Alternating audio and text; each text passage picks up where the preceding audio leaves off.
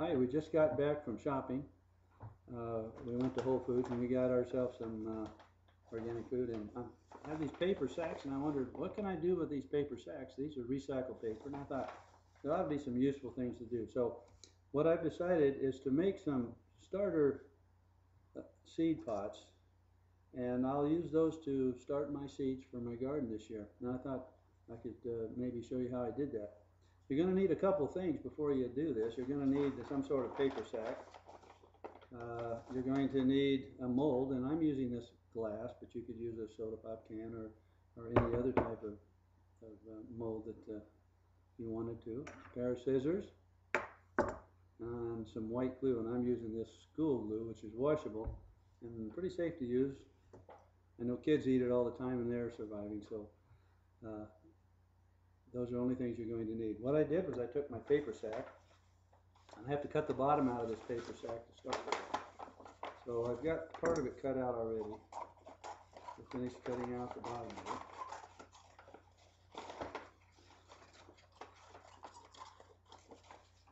it. I'm going to remove the handles. You don't need the handles as part of this project, so the handles will just peel off, they're glued on. Take your time doing it so you don't rip the paper up, and you'll be able to use all of the paper we have. Set those aside. Right now I just have a large tube of brown paper. I'm just going to cut it right where the seam started. And you could actually just pull it apart if you didn't want to do the scissors. I think I better do that.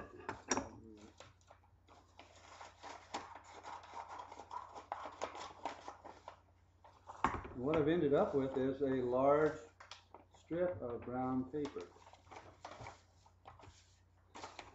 I just took my mold and I laid it down there, and I realized I should cut this in half. So I'm folding this in half. And once I get it folded in half, I'm going to cut that into 2 equal pieces. And then I'm going to cut that off into smaller squares. And then what I ended up with were squares that look like this. And once I take that square, I can lay that piece of paper around my mold. Like so. And then I'll take a little bit of glue.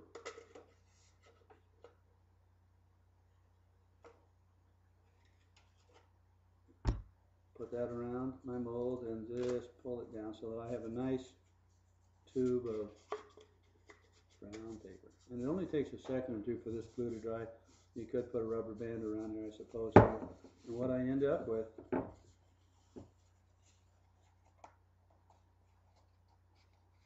is a tube. It's like this, and it takes just, as I mentioned, a couple seconds for it to dry. I'm going to cut that in half. And once I've done that, I've got 2 equal pieces. And once I have that equal piece, I'll place that back over my mold. And I'll push it down about 1/3 of the way. And once I get it down there, I'll take my scissors and make some cuts. You can make as many as you want. I'm only going to make about 4 or 5 cuts so that I end up having flaps that I can fold in. And what I'll do is I'll fold these flaps in.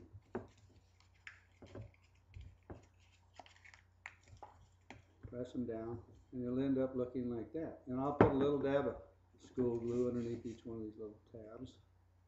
Kind of hold them in place. Press that in. Now I didn't want to waste in my paper, and that's what it's going to look like on the bottom. I didn't want to waste my bottoms that I had cut out, so what I did was take the bottoms and I cut them into small squares. And I'll take those small squares and add just a little more school glue, a little more white glue on the bottom of my starting pot. Press that down